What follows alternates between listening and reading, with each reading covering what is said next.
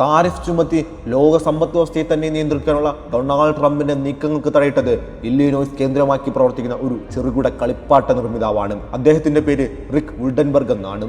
ചൈനയിൽ നിന്ന് ചെറുകിട കളിപ്പാട്ടങ്ങൾ ഇറക്കുമതി ചെയ്യുന്ന ഇദ്ദേഹത്തിന്റെ ലേണിംഗ് റിസോഴ്സ് എന്ന സ്ഥാപനമാണ് താരിഫിനെതിരെ ആദ്യമായി കോടതിയെ സമീപിച്ചത്.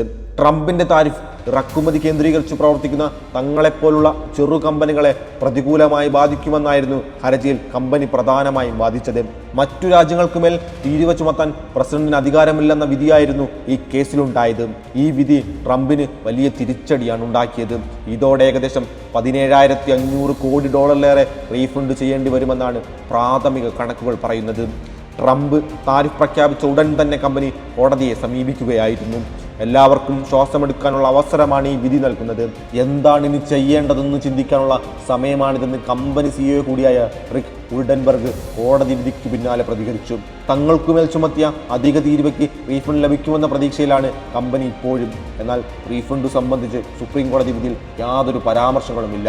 തൻ്റെ ഹർജി കോടതിയിൽ വന്നപ്പോൾ അത് രാഷ്ട്രീയ പ്രേരിതമാണെന്ന് വിമർശിച്ചവരുണ്ട്. എന്നാൽ അതിൽ രാഷ്ട്രീയമൊന്നുമില്ല. അത് പൂർണ്ണമായും നീതിയുമായി ബന്ധപ്പെട്ടതാണെന്നാണ് റിക് വുൾഡൻബർഗ് പറയുന്നത്. തങ്ങൾക്ക് ബാധ്യതപ്പെട്ട നികുതി കൊടുക്കാൻ തയ്യാറാണ്, പക്ഷേ ബാധ്യതയില്ലാത്ത നികുതി കൊടുക്കാൻ ഒരുക്കമല്ലെന്നും അദ്ദേഹം പറഞ്ഞു വെക്കുന്നുണ്ട്.